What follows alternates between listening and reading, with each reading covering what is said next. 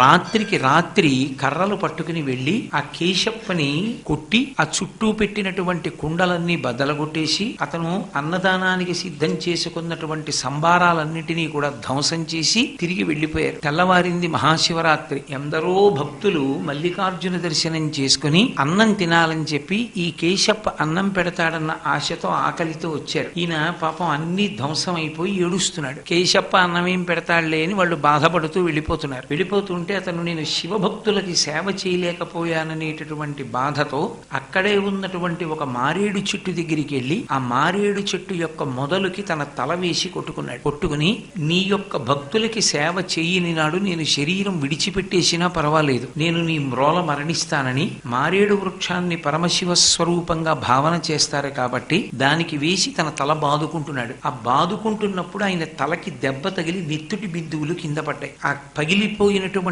కుండ పెంకులోకి కుమ్మరివాణి యొక్క తలకి దెబ్బ తగిలి స్రవించినటువంటి రక్త బిందువులు పడినటువంటి బిందువులన్నీ కలిపి నెత్తురు చిన్న మడుగై ఆ నెత్తురు సువర్ణలింగంగా మారింది. ఆ సువర్ణలింగంగా మారినటువంటి క్షేత్రమే హాటకేశ్వరం.